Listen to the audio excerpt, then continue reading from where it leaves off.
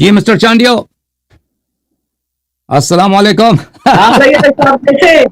کیسے ہیں؟ خیریت سے بھائی؟ ٹھیک ہیں آپ؟ روزے صحیح جا رہے ہیں انشاءاللہ آپ کے؟ روزے آپ کے بہترین چل رہے ہیں بھائی؟ آپ سنیں، آپ تو سفر میں ہیں نا. میں آپ کا نہیں، میں سفر میں کہا ہوں. میں اپنے شہر میں. 20 کلومیٹر کے بعد آپ کا سفر ہو جاتا ہے نا. میں سفر میں نہیں ہوں. روزہ رکھ کر کار پر بیٹھ کر 20 کلومیٹر آگے پھر وہ پانی پینا شروع کر دو. جو مسافر ہے وہ تو اللہ نے اس کو حکم دیا ہے کہ آپ روزہ نہیں رکھ سکتے، وہ تو اللہ کا حکم ہے، آپ اس پہ اعتراض ہے. اگر وہ شہوت آ جائے کسی اور بیوی پر یا متے کا ارادہ ہو تو بس کار میں بٹھا کر 20 کلومیٹر آگے شروع ہو جاؤ. اللہ نے اجازت دی مسافر کو. مسافر آپ لوگ سفر میں روزہ رکھتے ہو؟ سب مسلمانوں کے ہاں ہے کہ مسافر کو روزہ نہیں، مسافر روزہ نہیں. ہمارے 20 کلومیٹر کی طرف. آپ کے ہاں کیا ہے؟ بس ہم آتے ہیں ٹاپک پہ آتے ہیں. ابھی کیا ترتیب رکھیں گے آپ؟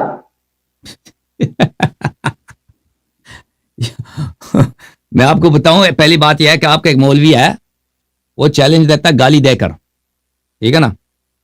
وہ اگر مناظرہ نہ کرنا ہو کسی سے، اس کو گالی دے دو، اور چیلنج کرتے وقت اس کو گالی دے دو. ہاں، اس کو کہہ دو فلاں کتا آ جاؤ میرے سے مناظرہ کرو.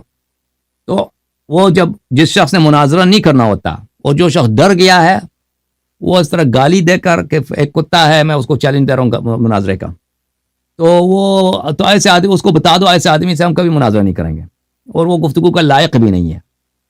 کہ جس کے پاس تہذیب ہی نہیں ہے، بات کرنے کا ادب نہیں ہے، وہ اس خطاب کرنے کا انداز اس کا یہی ہے کہ دوسرے کو کتا، وہ کیا چیز گالی دے کر پھر اس کو کہہ دو کہ آ جاؤ میرے ساتھ مناظرہ کرو.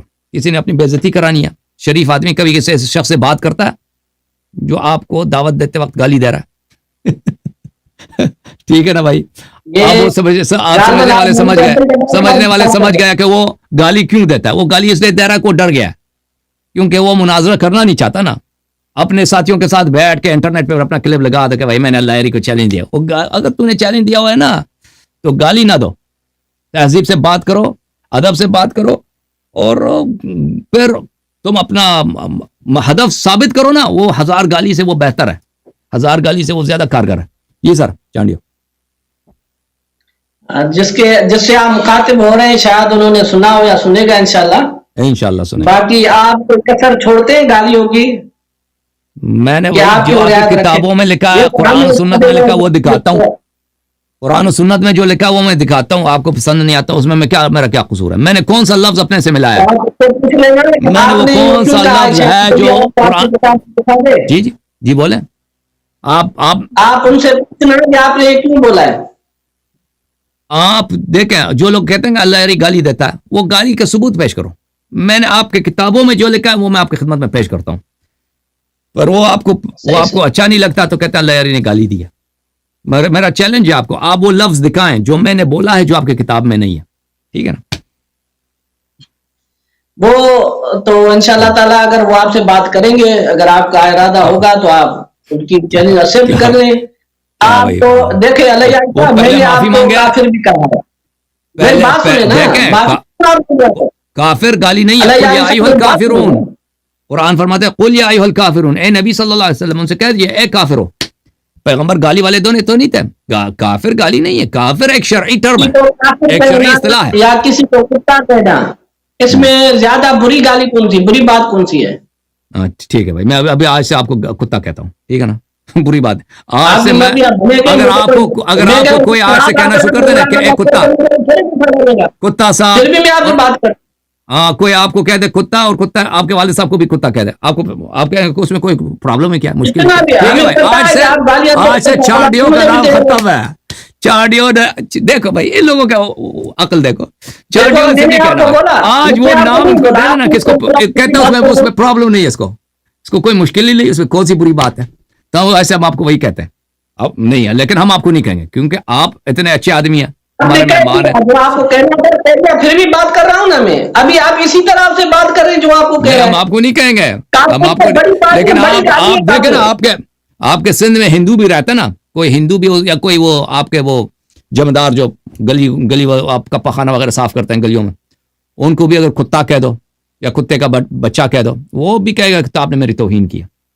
تو آپ یہ تو نہ کہ اس میں کون سی بری بات ابھی آپ نے گالی دی، میں نے بند کی، میں نے گالی نہیں کاٹی نا، بات کر رہا ہوں. میں نے کہاں گالی دیا بھائی؟ کب گالی سب نے سنی آپ نے کیا کہا؟ مجھے پتا ہے آپ نے کہا کہ کتا جو ہے کسی کو کتا کہنا ہے اس میں کون سی بری بات ہے؟ تو میں نے کہا کہ آپ کو ہم کتا کہہ دیں، اس کو برا لگا نا، اس کو برا لگا نا، اس کو برا لگا، میں اس کو کتا بولا بھی نہیں، اس کو برا لگا. جی مجھے بھی بولا، میرے والد صاحب کو بولا، کوئی مسئلہ نہیں. اب صاحب کو بولتے ہیں اسے پھر بھی اچھا مجھے دی صاحب، کسی صحابی کو تو نہیں دی، شکر ہے پھر بھی. میں نے آپ کو کتا نہیں بولا، میں نے بولا اگر ہم آپ کو بول دیں تو آپ کو برا لگے گا، وہی آپ کو برا لگا ہے نا. آپ سن لینا آپ نے کیا بولا، بہرحال اس کو چھوڑ دیں.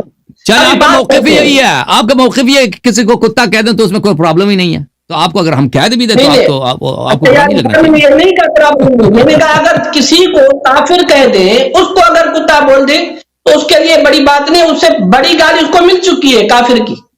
تو کافر سے کیوں قرآن پاک میں ہے کہ جانور کہیں گے قیامت کے دن ہل کنت ترابا، کاش میں مٹی ہوتا ہے. یعنی وہ جانور جو ان کے سامنے مٹی ہو جائیں گے، وہ کافر کہیں گے کاش میں کتا ہوتا، کاش میں سور ہوتا کہ جہنم میں تو نہ جاتا. تو کافر بڑی گالی ہے، کافر گالی ہے. تو اللہ تعالیٰ نے اپنے حبیب صلی اللہ علیہ وسلم کو حکم دیا قل یا ایھا الکافرون، گالی دے دو. میرا مقصد جن کو بولا جائے گا ان کے لیے گالی کی طرح بڑی ایک بات ہے.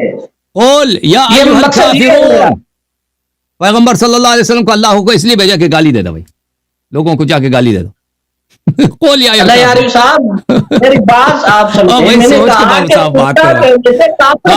کہ کافر ایک شرعی ٹرم ہے، یعنی آپ دین اسلام کو نہیں مانتے.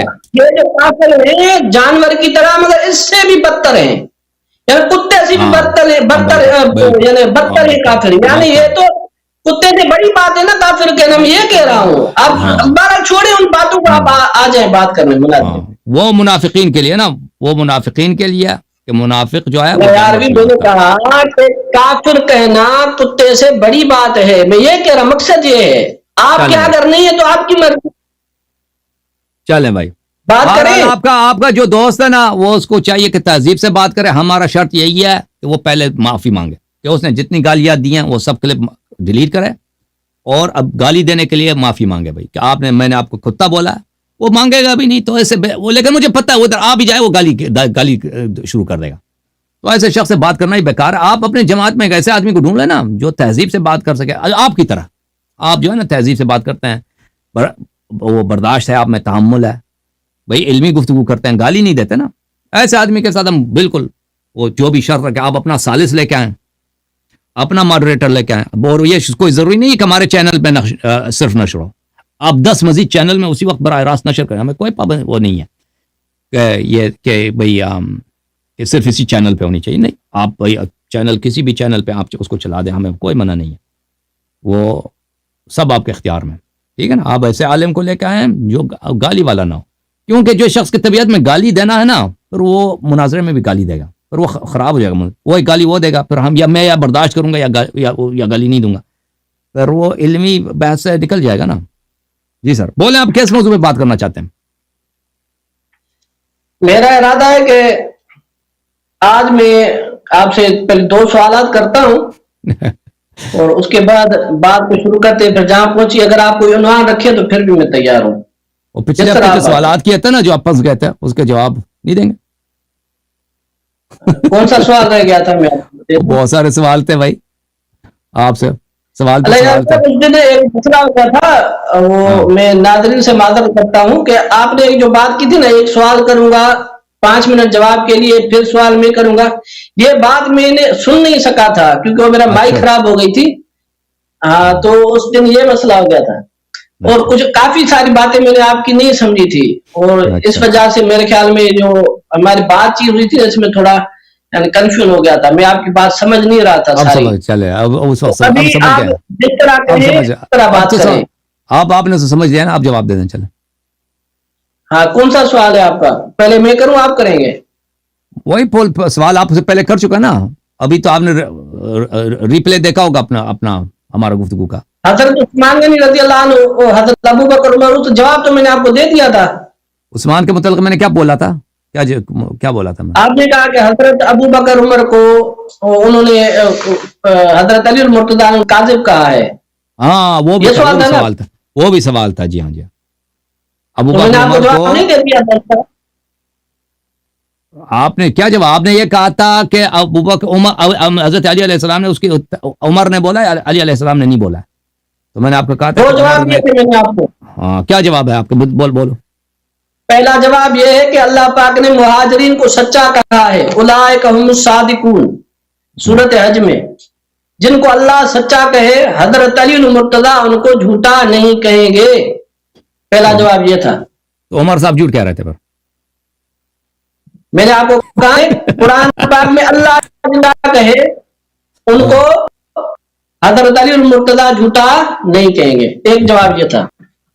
دوسرا جواب جو میرا تھا، دے دوں نا آپ جواب؟ اس بات اسی پر بات کریں نا. ابھی میں آپ کے سامنے جواب دے رہا ہوں. آپ نے ایک بات کہی ہے یوٹیوب اپنی اسپیچ میں، جس میں آپ نے کہا ہے کہ اہل سنت کی جو بھی روایات ہیں اگر وہ صحیح بھی ہوں، سند صحیح بھی ہو، پھر بھی وہ کامل صحیح نہیں ہے. جی بالکل. آپ کو یاد آ رہی ہے وہ بات؟ یہ میں نے ایک شرط کے ساتھ ایک قید ہے اس میں، وہ قید بھی ذکر کرا. میں پوری سارے آپ کو پوری نہیں، میں آپ کو بتا دیتا ہوں میں نے کیا بولا. میں نے کہا جماعت مخالفین کی کوئی حدیث صحیح نہیں ہے، مگر یہ کہ وہی بات اہل بیت علیہ السلام نے بھی کہی ہو. ٹھیک ہے نا؟ آپ کی کتابوں میں جو باتیں اہل بیت علیہ السلام نے اس کی تصدیق کی ہے وہ ہمارے احادیث کی. سنیں آپ جواب دے رہا ہوں آپ کو. جی جی آپ یہ جواب سنیں. یہ آپ کوئی شخص نہیں کہہ سکتا کہ یہ واقعہ اس میں کوئی کمی بیشی نہیں، اس میں کوئی کسی قسم کا فراموشی نہیں. پھر اس کے بعد جو صحابت ہے، یہ صحابہ کی آپ تو جرح کرتے نہیں، کہتے سب صحابہ عادل کام دیں جو ضائع ہو. صحابہ یعنی صحابہ نے اپنے تابعین کو سنایا بھی ہے تو تابعین والے بعد والوں کو نہیں سنایا، نسل بنسل وہ باتیں ضائع ہو. اور ایک بات یقینی ہے کہ بہت سارے سنت ایسے ہیں کہ ان میں جھوٹی باتیں، اس میں غلط باتیں، صحیح باتیں اور قابل یقین باتیں. اور جس کو آپ صحیح کہتے ہو نا، جس کو آپ صحیح کہتے ہو وہ لغوی طور پہ صحیح نہیں ہے، لغوی طور پہ صحیح نہیں ہے. یعنی 6-7 واسطوں کے فلانے نے فلانے سے سنا، فلانے سے فلانے سے سنا، فلانے نے فلانے سے سنا. اب وہ سب عادل بھی ہو نا، سب عادل بھی ہو، سب کی یادداشت صحیح بھی ہو نا.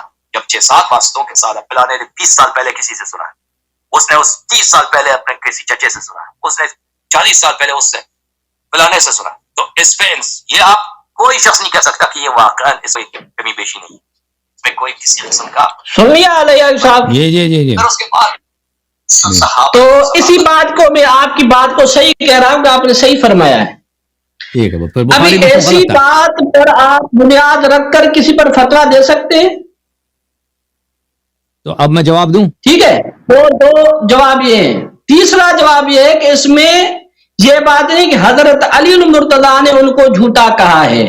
انہیں خود کہا ہے، ایک رسول اللہ صلی اللہ علیہ وسلم کی حدیث سنائی، اس کے بعد یعنی یہ کہ کیا میں نے جھوٹ بولا ہے، کیا حضرت ابو بکر صدیق نے جھوٹ بولا؟ یعنی یہ ایسے سمجھ لیں ایک اپنی بات کو تاکید دے رہے ہیں کہ ہمیں جھوٹا کہہ رہے ہو. مقصد یہ، اور یہی صحیح ہے کیونکہ قرآن پاک کے مقابلے میں کوئی روایت نہیں پیش کی جا سکتی. قرآن نے ان کو کیا کہا ہے؟ اولئک هم الصادقون. سورۃ حج کی میں آیت آپ کو سنا رہا ہوں. للفقراء المہاجرین الذین اخرجوا من دیارہم واموالہم یبتغون فضلا من اللہ ورضوانا وینصرون اللہ ورسولہ اولئک هم الصادقون. مہاجرین کو اللہ پاک نے سچا کہا. ابو بکر صدیق کی ہجرت قرآن سے ثابت، تواتر سے ثابت ہے، اس میں شیعہ سنی کا اختلاف نہیں ہجرت میں. اور قرآن پاک کی آیت میں بھی دوسرے کوئی شیعہ اس طرح انکار نہیں کرتے جس طرح تم کرتے تھے، انشاءاللہ اب نہیں کریں گے. تو قرآن جن کو سچا کہے ان کو حضرت علی المرتضیٰ جھوٹا نہیں کہہ سکتے. اور اگر بالفرض و بحال یہ روایت میں ہو بھی تو آپ نے خود ایک اصول بتایا ہے کہ صحیح ہو بھی، سند بھی صحیح ہو، سب کچھ صحیح ہو، پھر بھی اس میں کلام ہے، پھر بھی یہ ظنی بات ہو جائے گی. ظنی بات پر کسی پر فتویٰ نہیں ہو سکتا. میں نے آپ کو اس بات کا جواب دے دیا. مطمئن ہے تو بات کو آگے بڑھائیں. اگر اس پر میری بات پر کوئی سوال ہے تو بسم اللہ کریں. جی میرے آپ کی بات پہ بہت جواب ہے. اچھا جناب، بسم اللہ الرحمن الرحیم. دیکھیں میرے محترم ناظرین، انہوں نے خود، میں نے ان سے پہلے پوچھا کہ جو امیر المؤمنین علیہ الصلوۃ والسلام کی اتباع کرے اور تصدیق کرے کیا وہ اس کی وہ اہل نجات ہے؟ انہوں نے کہا جی اہل نجات ہے. قرآن امیر المؤمنین علیہ السلام کے ساتھ ہے، علی علیہ السلام قرآن کے ساتھ ہیں، اور یہ کبھی ایک دوسرے سے الگ نہیں ہوئے، یوم قیامت تک الگ نہیں ہوئے. ٹھیک ہے نا. اور پھر ان کے اپنے صحیح ترین کتاب میں موجود ہے کہ جناب خلیفہ ثانی نے کہا ہے کہ یا علی علیہ السلام، آپ ابو بکر کو کاذب، عاصم، غادر اور خائن سمجھتے تھے، جھوٹا، گناہ کار، غدار اور خیانت کار، اور مجھے بھی یہی گناہ کار، جھوٹا، خطا کار اور غدار سمجھتے ہیں. اور امیر المؤمنین علیہ السلام نے ان کو رد نہیں کیا، اور یہ حدیث ان کے نزدیک صحیح ہے، اور یہ اس حدیث کو حجت سمجھتے ہیں. اور جہاں تک میرا موقف ہے، ہم نے ہمیشہ عرض کیا کہ جماعت مخالفین کے حدیث یہ صحیح نہیں ہے، مگر یہ کہ موافق ہوں اہل بیت علیہ السلام. ہمارے کتب میں جو احادیث ہیں ان کے موافق، اور یہ حدیث ہمارے کتب کے موافق ہے، کیونکہ شیخین کے آپ کو پتہ ہے ان کی مذمت ہماری کتابوں میں اہل بیت علیہ السلام کے احادیث میں بہت زیادہ ہے، بہت شدید ہے. تو لہٰذا یہ بات فریقین کے نزدیک صحیح ہے، اور دونوں اس بات پر متفق علیہ ہیں. اور امیر المؤمنین علیہ الصلوۃ والسلام نے ابو بکر، عمر کو نہیں جھٹلایا. اس روایت میں کوئی نہیں کہ آپ غلط کہہ رہے ہیں، آپ ان کو جھوٹا نہیں سمجھتا، آپ کو نہیں جھوٹا سمجھتا. اور عمر بھی آپ کے نزدیک کوئی جھوٹا شخص نہیں ہے. عمر بن الخطاب کوئی ایسا شخص نہیں ہے کہ جھوٹا ہو. عمر بن الخطاب آپ کے نزدیک ہے، اس کو اور وہ خلیفہ وقت ہے، اس کو جھوٹ بولنے کی کیا ضرورت ہے کہ وہ یہ کہتے کہ بھئی علی علیہ السلام آپ ابو بکر کو جھوٹا سمجھ رہے تھے، مجھے جھوٹا سمجھ، اس کو گناہ کار، مجھے گناہ کار، اس کو غدار، مجھے غدار سمجھ رہے ہیں. جھوٹ بولنے کی ضرورت بھی نہیں اس مقام پر کہ اس کو کوئی فائدہ ملے گا، اس کو کچھ ملے گا، ایسی بات بھی نہیں. تو لہذا یہ بات قطعی طور پر ثابت ہو گئی آپ کے کتابوں سے کہ آپ کے چوتھے خلیفہ، آپ کے پہلے اور دوسرے خلیفے کو، چوتھے خلیفے کا کیا مقام ہے؟ یہ مقام ہے قرآن اس کے ساتھ ہے، وہ قرآن کے ساتھ ہے. اور انت منی بمنزلت ہارون من موسیٰ، اور آپ کو پتہ ہے کہ جو بھی ہارون کا پوزیشن ہے وہ موسیٰ علیہ السلام کی پوزیشن ہے، جو بھی ہارون علیہ السلام کا ویو، نظر ہے، وہ موسیٰ علیہ السلام کا قول اور نظر بھی وہی ہے. تو اگر یہ نظر ہے علی علیہ الصلوۃ والسلام، امیر المؤمنین علیہ السلام کا شیخین کے متعلق، تو ثابت ہوا کہ رسول اللہ صلی اللہ علیہ وسلم کا بھی یہ نظر ہے، قرآن کا بھی یہی پوزیشن ہے، کاذب، عاصم، غادر، خائن. اب آپ نے کہا کہ قرآن نے کہا کہ مہاجرین تو سچے ہیں، مہاجرین جھوٹے ہو نہیں سکتے. بھائی اس قرآن نے یہ نہیں بولا. آپ آیت غلط پڑھیں گے، غلط ترجمہ کریں گے تو اس میں میرا کیا قصور ہے؟